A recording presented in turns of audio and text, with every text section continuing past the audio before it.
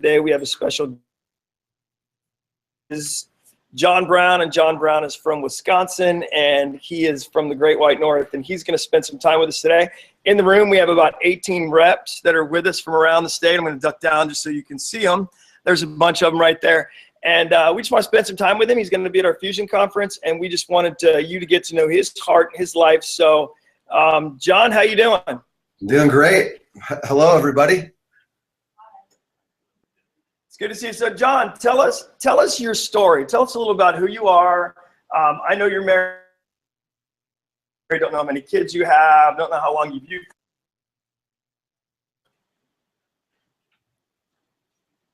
Did you get that? I lost you for 1 second there, but introducing myself. So I can do that. I heard that part.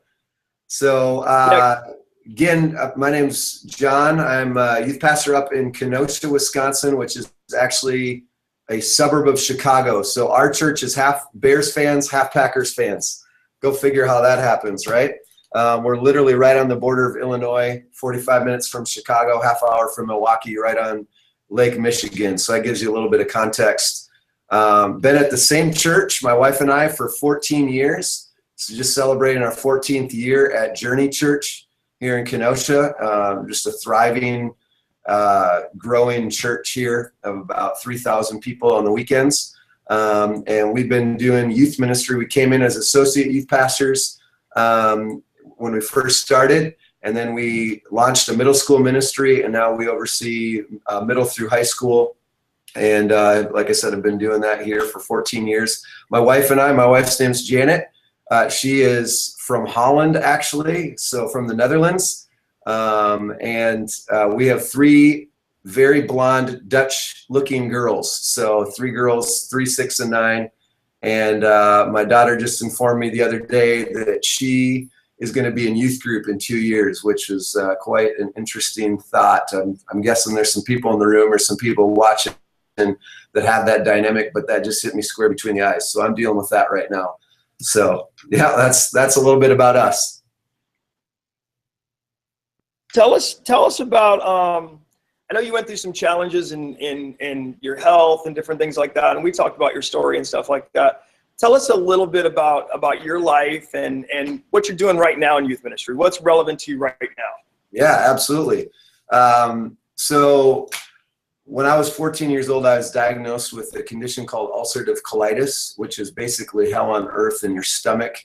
It put me in and out of the hospital, emergency rooms, Thanksgivings, Christmases, and very intense. And it amplified over the course of the last 4, 5, 6 years to the point where I was hardly able to be a youth pastor, let alone be a dad and a husband, because I was in and out of the emergency room so much.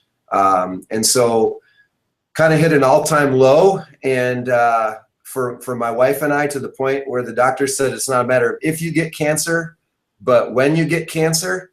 And so that obviously was quite a slap in the face for reality for us. And so just 2 years ago, we made the decision to get surgery, to get it taken out, to get my whole colon taken out. And so went through 5 surgeries in 1 year, and trying to be a youth pastor, like I said, trying to be a dad at the same time, going through the closest thing I've ever experienced. It wasn't diagnosed, but the closest thing I've ever experienced to depression.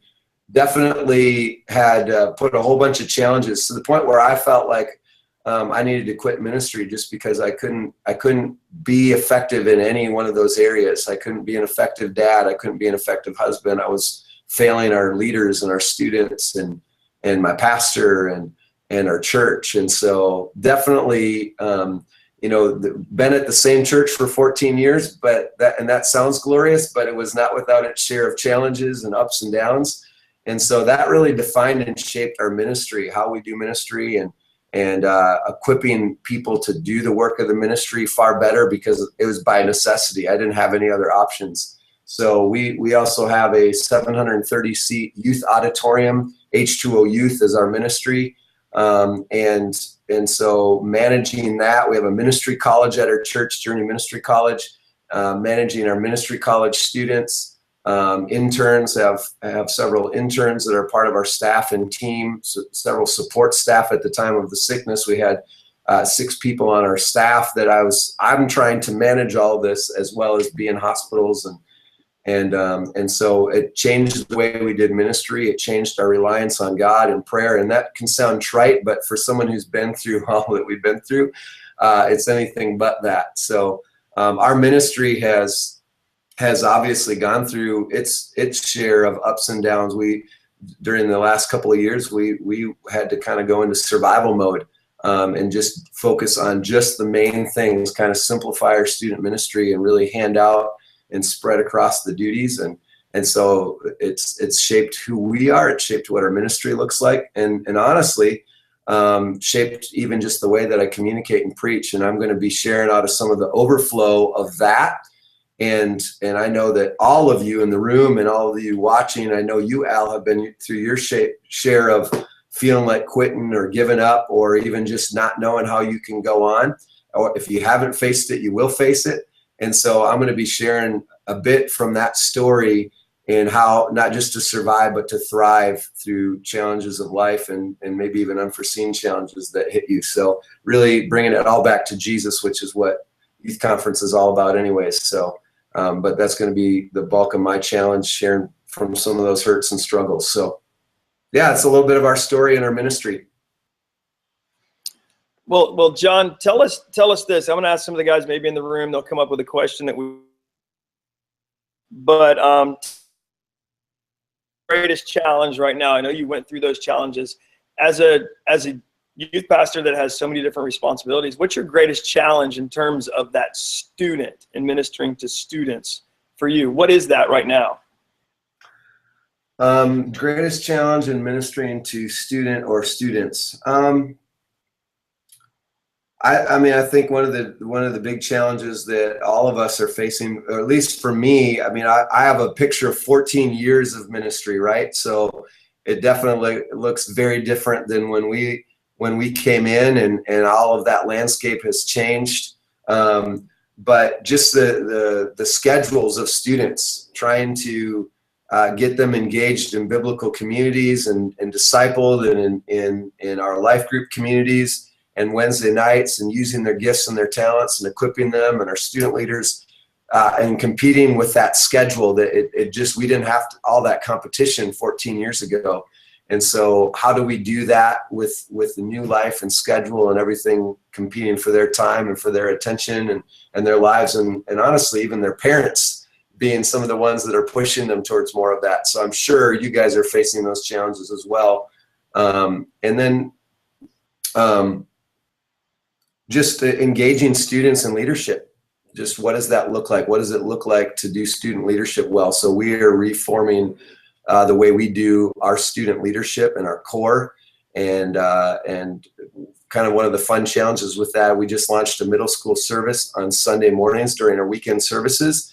And so we're developing a farm team system where we're developing communicators, we're developing student leaders that are leading all from the stage, and leading worship, and leading all the areas of ministry that we do, but we're starting them younger, where we're getting them involved with that as middle schoolers, and even now trying to work the system where we're beginning to pour into them in 4th and 5th grade. So kind of like they do in basketball, a farm team system that you develop, that you recognize and develop that talent early, and then you move them up to continue to develop that in middle school, and then going on into high school. So that's something that is one of our challenges that we're really having a fun time trying to figure out and do way better right now. So leadership, student leadership specifically, and then obviously developing those juniors and seniors to be leaders of leaders. So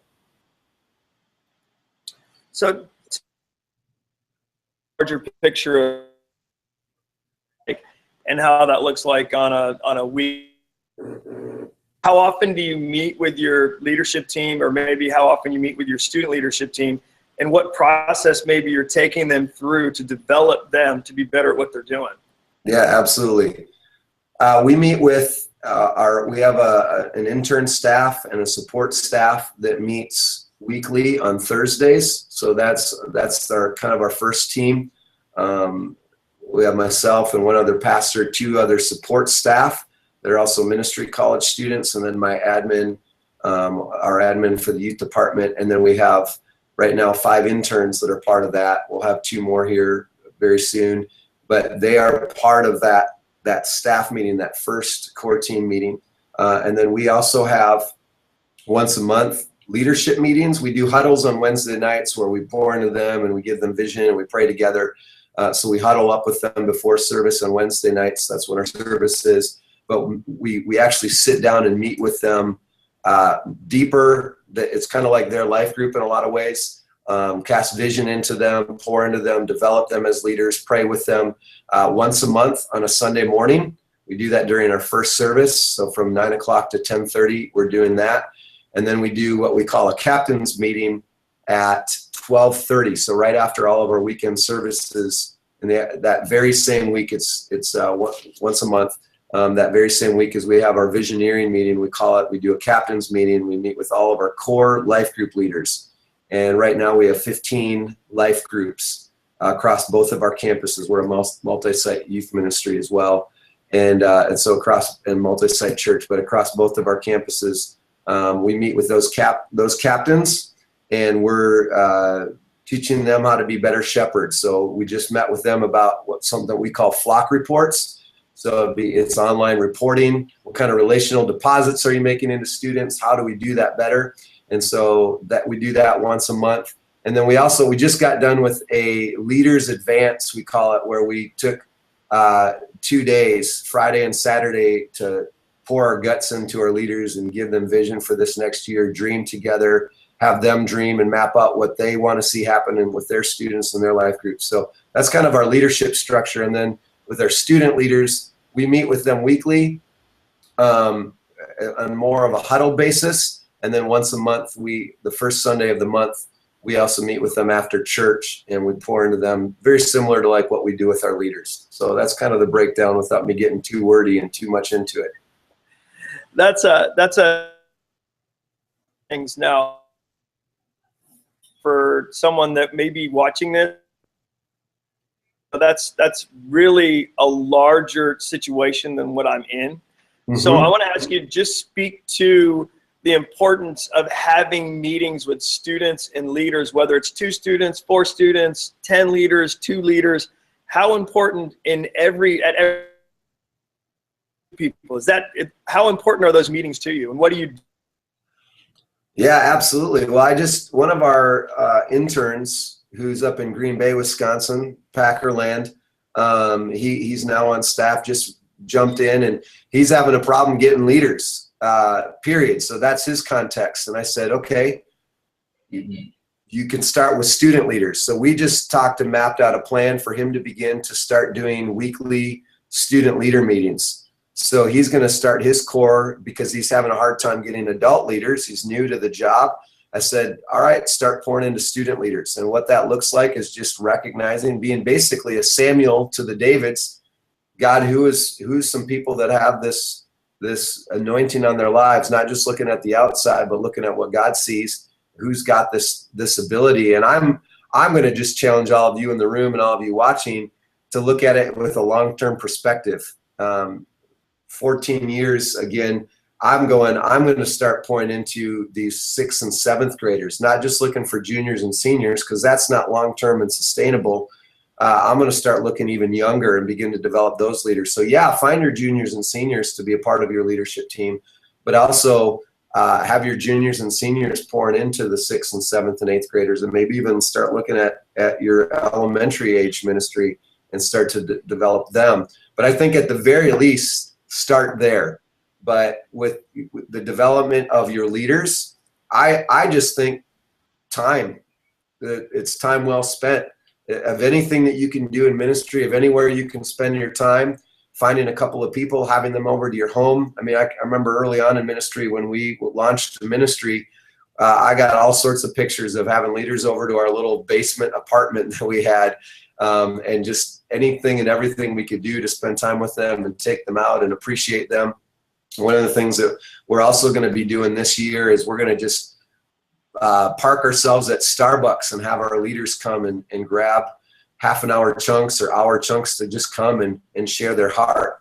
And that's going to be something that I think any youth pastor or youth leader can do, to be able to connect with their leaders more, to spend time, get to know their heart, where their passions are. Another thing that we do is we take all of our leaders through the book Kazone by Craig Rochelle.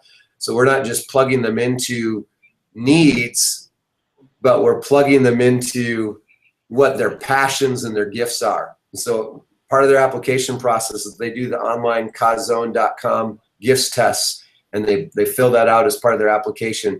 So we're plugging them into the app, what they love to do. So that's been a big part of our recruiting process and been super. What's up to everyone walking in the room? Hey, so yeah, Kazone, spell that. C-H-A-Z-O-N-E, is that it? CHAZOWN.com.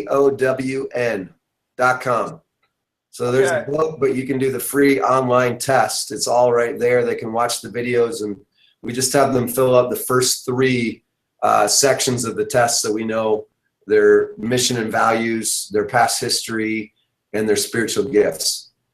Awesome. Well, in this room has a good one of them. Does anybody have a question? Wave at me. This is Nate Bucher. What's up, Nate? So we can hear it on the screen. All right. I don't know if it's needs. Do you do training versus planning? And let me throw in the thought of accountability. Do you have separate meetings? Do you combine it all to one? What do you see working? Yeah, maybe rephrase that a little bit more, because I want to make sure I answer that well for you. So, sure. Training, something that you want to pour into them. Obviously, accountability, their spirituality, their growth, and then planning. You know, you're spending time planning things together, brainstorming. Do you do separate meetings? Do you put it all together? Yeah, absolutely. Yeah, I'll just start with the meetings or pouring into them. Every time we get together for our visionary meetings, which are monthly leadership meetings and our captains meetings, we always want to have several elements of pouring into and developing them as leaders.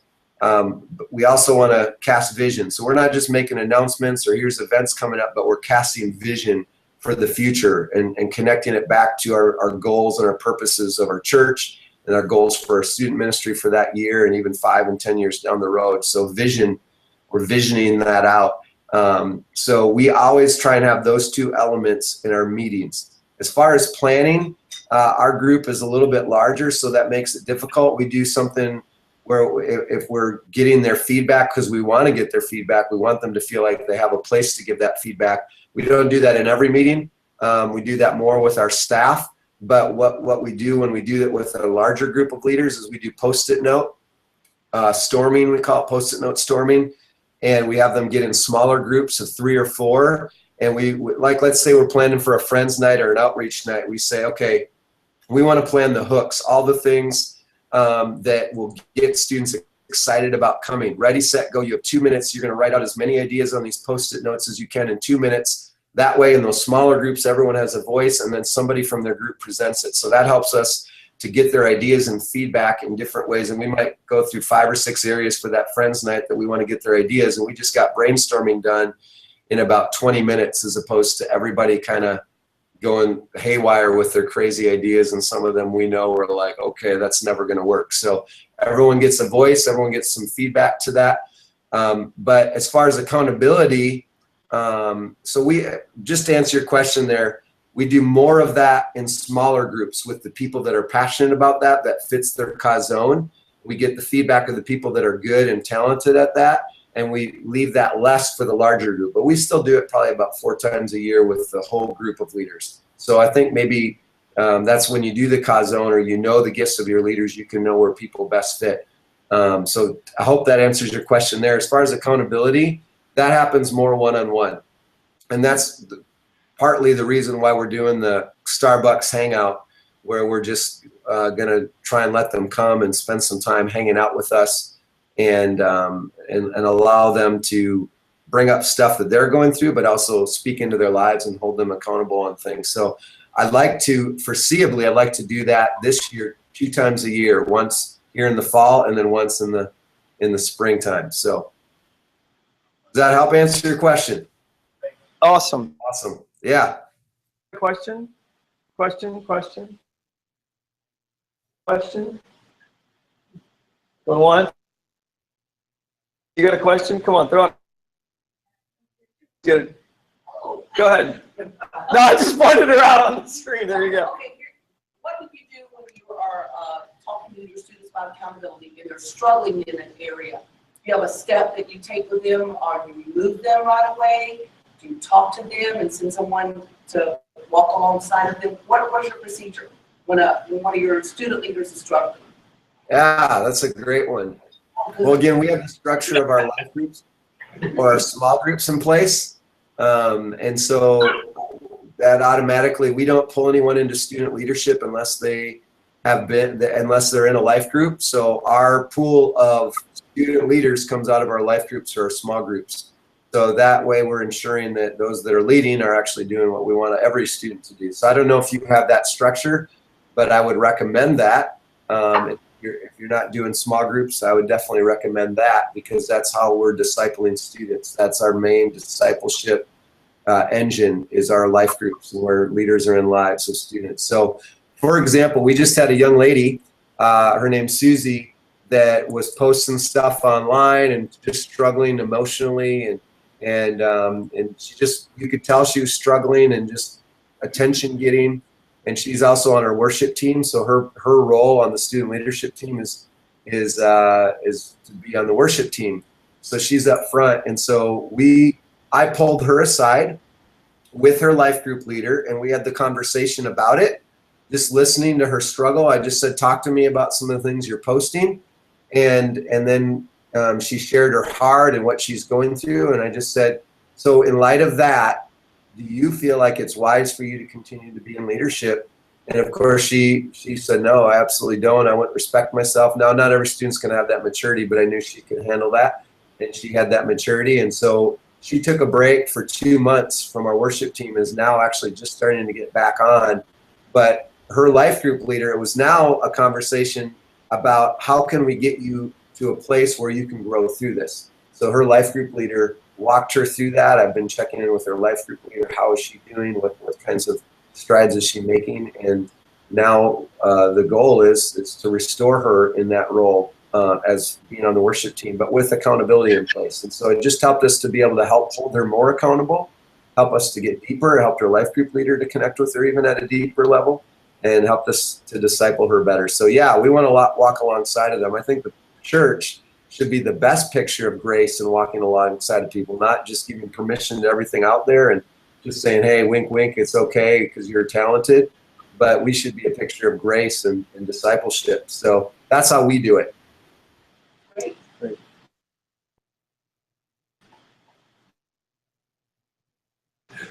This is my wife, Jenny. I'm going to put her on the screen. Here she is, over here. Hi. Hey, I have a question for wives. As a husband, like your wife's involvement, everybody's at such a different level and such a different place in ministry. Like some wives have their own ministry, some are involved, some are not involved. How do you encourage your wife and that her involvement in what you're doing, and as a family, or maybe even your children too? Yeah, absolutely. We've been through all the stages. When we first started, we were engaged. And so we did everything together. I mean, I can't even tell you the amount of the insanity of our schedules while she was working a full-time job. But she was involved with every element. As we started to have kids, that changed. We've done the Jeannie Mayo thing. I was part of Jeannie Mayo's cadre. We've done, and so learned from her how to do that right. We had actually my now admin, when she was a volunteer, we got her involved as a volunteer. She would get our kids out of the kids ministry. She'd bring them home, tuck them into bed, and put them down to sleep. And so that allowed my wife to be able to stay. But then once we had 3, that became more impossible. So right now my wife's involvement is she does have to leave early on Wednesday night. And so that's obviously not the place that she'd like to be or the place that I'd like to be. I'm thankful that she loves our students, our leaders, our ministry, our youth team as much as I do. So that looks like us having student leaders over for hangouts, or having the team over.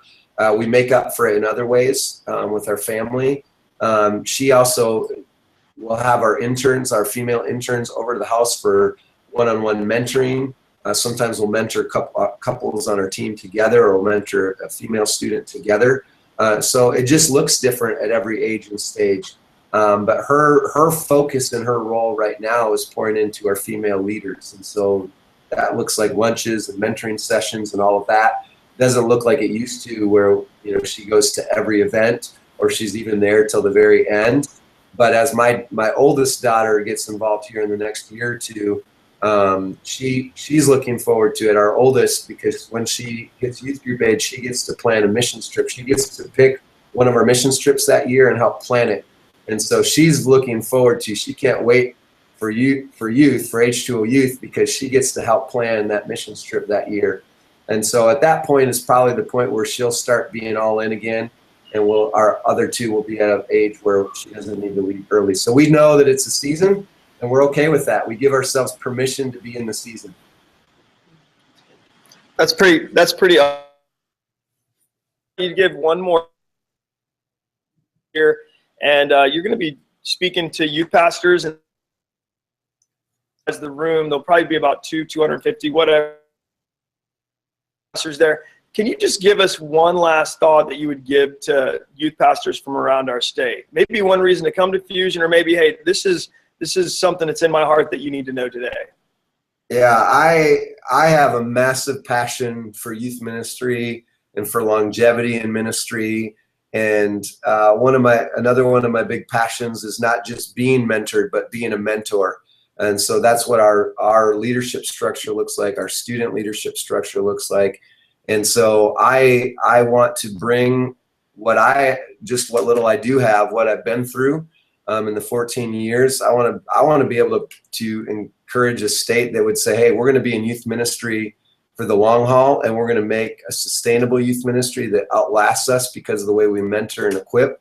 And so I'm going to be sharing some of my story, and I'm going to be just hopefully giving you guys hope for staying in the trenches, no matter what the challenges are, and keeping your eyes focused on Jesus, and not, as Robert Madu says, I'm not stealing his message, but helping us stay in our lane so that we can keep in this for the long haul and make sure that our students keep on loving Jesus. And if we can stay in it for the long haul, then I believe they can stay in it for the long haul. So I'm super passionate about that. I'm excited to hang out with you guys. And I just love networking with people and meeting people, especially after my wife and I are celebrating a year after recovering from our last surgery. So I'm like a lion ready to be let out of a cage and just hang out with people. I've heard and know a lot of, I think some of you in the room, but a lot of people down in Florida. And I'm just excited to hang out and hear your stories and learn from you guys. Honestly, I just love networking. So I look forward to meeting you and hanging out with you. I'm just one of you. So.